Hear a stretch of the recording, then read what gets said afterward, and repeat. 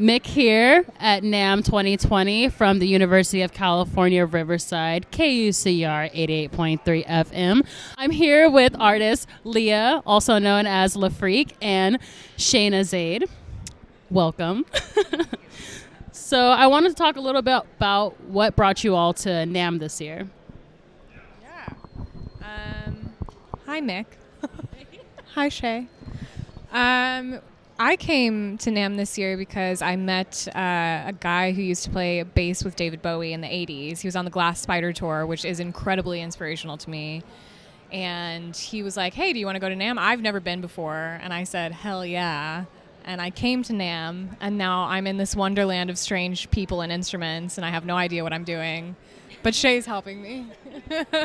And Shay, could you talk a little bit about what you're doing here at NAMM and some of the art that you do? I won the lottery. No. I'm here because I was invited by Diane Warren, who's a songwriter in the business. She's absolutely amazing. She offered to extend a few people some passes. So I'm here because of that, and also because I wanted to check out what's new in terms of like pro audio and what's happening on the scene. Checking out shows. There's a lot of really amazing musicians that are in town during NAMM. And so getting to just be surrounded by amazing musicians and amazing nuggets of knowledge is what brought me here today.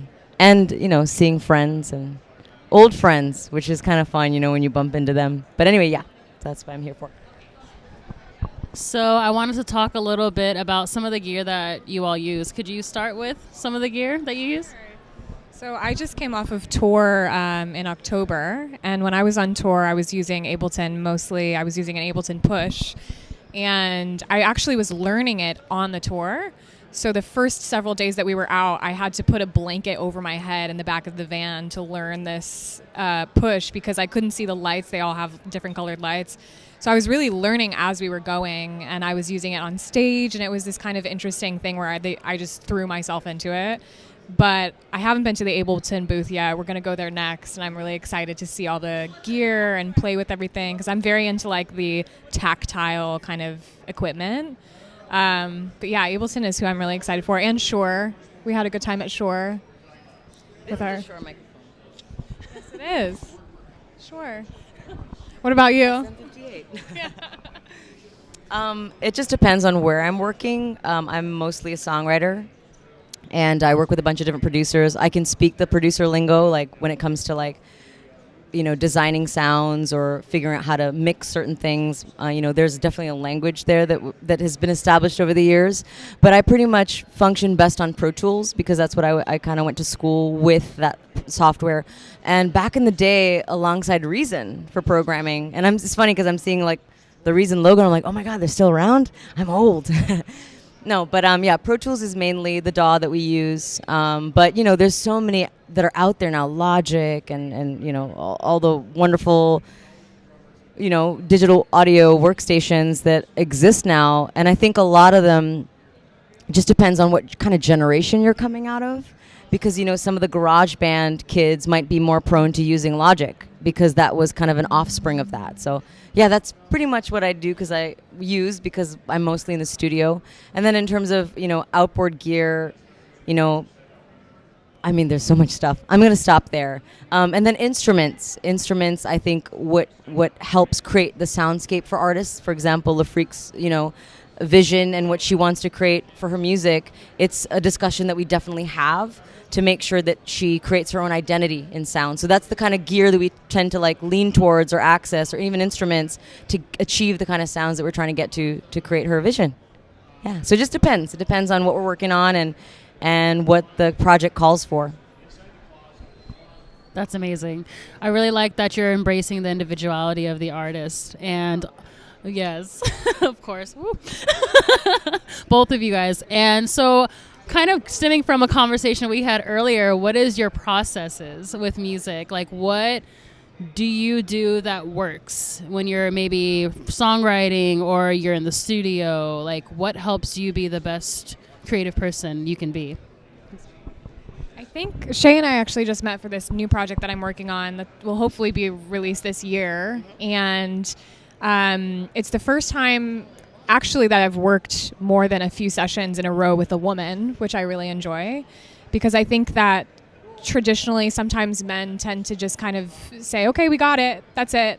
But Shay will ask all these questions and she'll say, but how does that make you feel? And I feel like sometimes I'm talking to my therapist, like, but that's kind of how music should be, you know, like you have to bring out those deep emotions. And exactly. And we work with a male producer who, Miles Potters, who's incredibly supportive of us and our conversations, and we'll go, sorry Miles, we're having a deep conversation back here, and he'll be like, it's okay. But it's beautiful. One of the first times we worked together, she was like, I'm gonna have you write a letter to your ex-boyfriend. And I was like, I just met you. And then I thought, okay, and we ended up writing a really cool song. So that's how it works, you know. Sort of channeling, turning, you know, pain into something powerful, you know, taking something that's difficult. The processes, I think, change, I think, from every session. I think because we were getting to know each other in our first few sessions, a lot of it was just finding out where she's from, how she grew up, like, you know, is mom and dad, are their siblings, like, what's the dynamic, you know, really understanding the person to kind of get to the heart of who this person is and, like, what she wants to say to the world. Because I feel like music is such a beautiful language, whether it's just instruments, you know, you can literally watch, you know, Star Wars and listen to the score and be like so moved, you know, and with her and her music being a vocalist as well, you know, there's a real chance to communicate your feelings and how you channel those feelings while you're trying to articulate what you're trying to communicate is such an important part of the process. And so it just depends, you know, like what the situation is, how well we know each other when we start sessions, and just getting to the heart of the matter, because I feel like when we create from a genuine place that you're really feeling in that moment, it translates. I know, it's like it's energetic, ultimately. So our process changes, but typically it's fun. Even though there are sessions where we're like, oh my God, we're going deep, but it still feels like we're getting, there's, you know, as much as Miles, our producer's like, oh, what are they doing back there? And we're just all these conversations end up really lending themselves to the process moving forward, because now I know who she is and what she's been through. And so moving forward, we decide how are we going to tackle the next song, you know, on the EP. Okay, well, it's an emotional arc. It starts here and it starts there. And we start having these overarching ideas of how we want to tell her story. You know, so it just depends, you know, and if she feels like, oh, today I want to make a dance song because I'm feeling happy and excited, then we'll do that. Shay's all in. She's like, let's go. Because, you know, she sets the tone, you know, because she's the artist and the one who's delivering the message ultimately. And I feel like the process changes every day, every time. But we try to start from an honest place. I think that's what we try to do. Yeah. I really appreciate the more honest and personal approach, because I just feel like, especially with the boom of technology, that there is kind of a personal side that is being left out, personally, from what I'm seeing.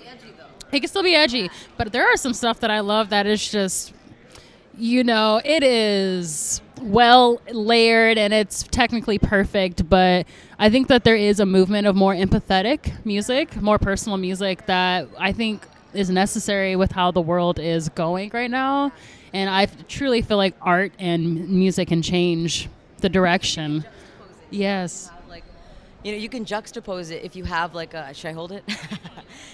You could juxtapose it, you know, say if you have like a more, you know, sentimental or romantic, you know, sentiment, maybe juxtapose it with some edgier sounds, you know, there's a way to create a dichotomy, you know, between, you know, what you're putting out your output versus like the musical output, those components. And I think there's a way to be honest, but still accomplish, you know, being freaking dope. I almost swore.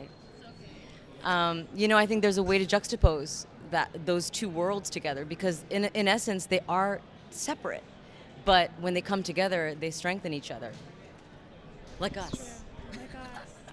So the only thing that is coming up for you guys, is it just your project that you're working on, or is there anything else that you wanted to? Well, we're talking about her stage production, what her live show is going to look like. Do you want to talk about what we've talked about?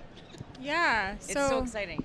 Ever since I changed my name, which was a couple years ago, I've been dreaming of a show called The Freak Show, because I just feel like I want to do something that's different. I want to do something that people want to come to that they've never seen before, and I want to give a voice to all these people that feel weird and they feel like freaks. Like, it's so interesting because the word freak has such a negative connotation in our society, but we're starting to use it more positively. Like, oh, that girl's a freak. She's so good.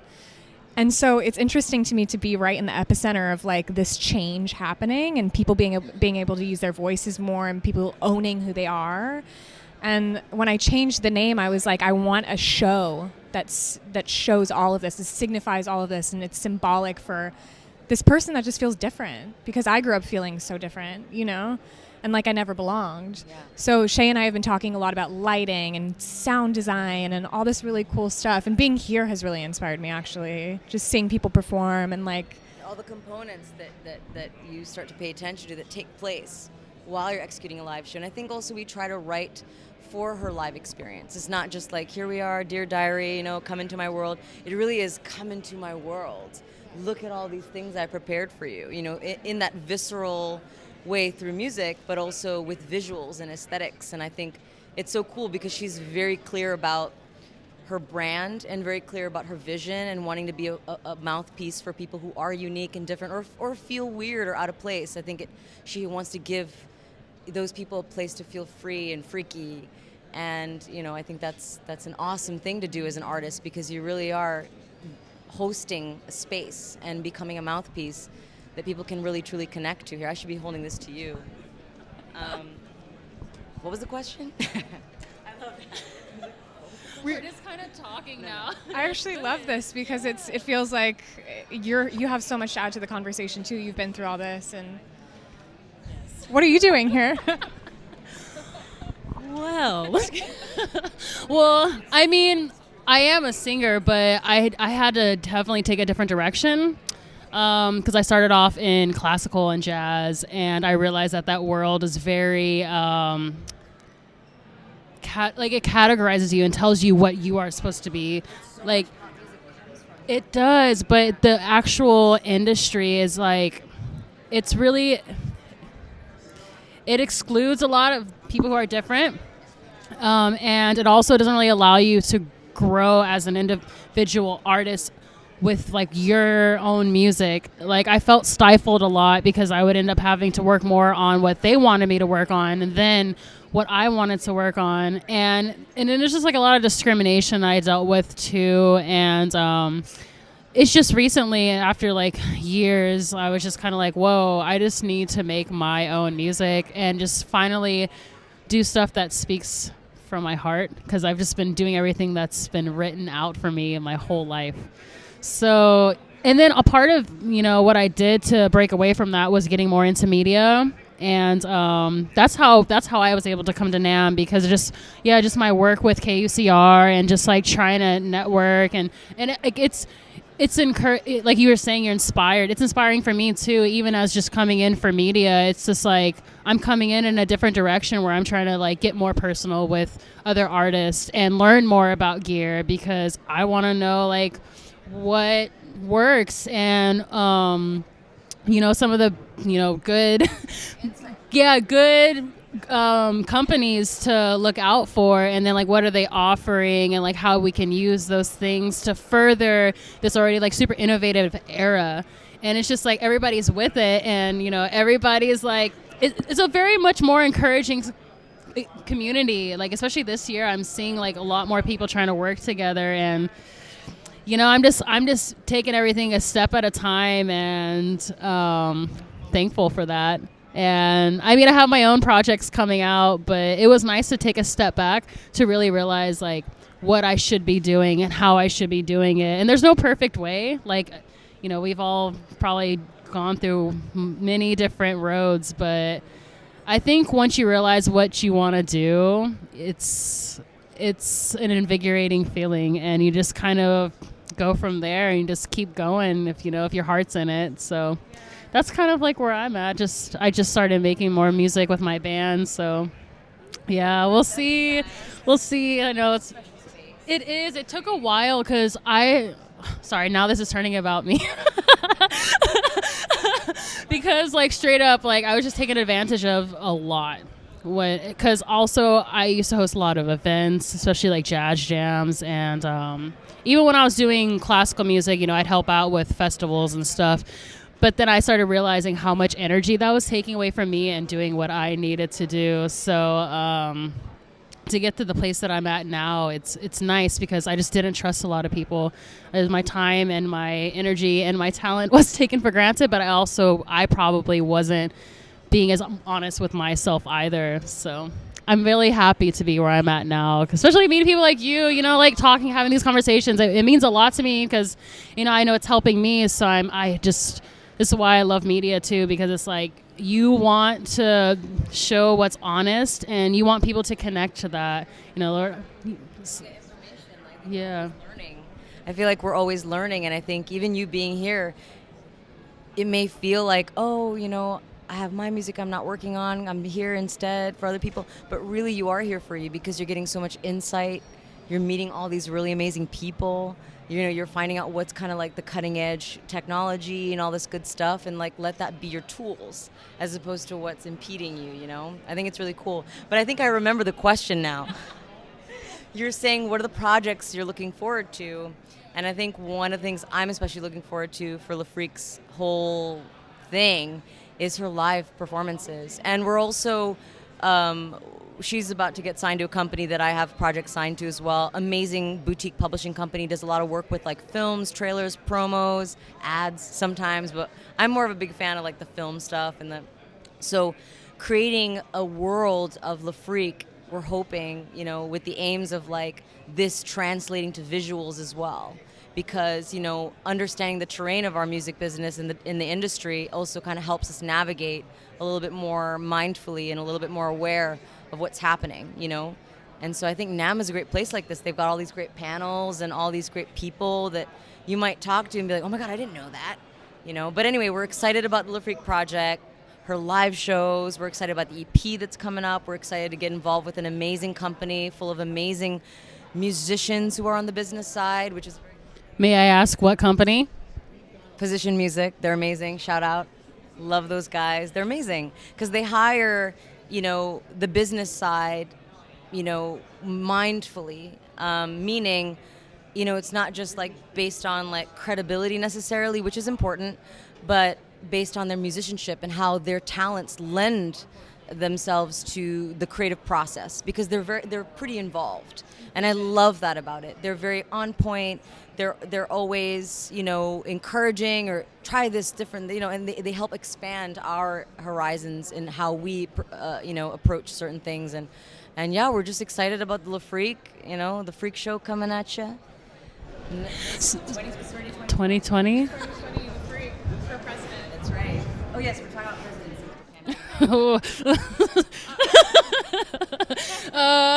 So we're gonna close. Yeah, register. Vote on the voting day. Make sure you vote. It's very important. So can you tell the public where they can find you?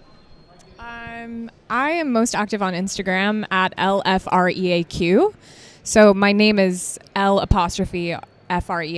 You can find me on all the social media, all that kind of stuff. And Shay? You can find me in the clouds. No, seriously, go check out. It's at, right, handle? I used to call it handlebar. I don't know why. They were like, it's okay, she's special. At L'freaq, but with a Q. Check it out. Amazing stuff to look forward to. Don't worry about me. I'll be fine. I'll be partying in the corner of the room. Very happy.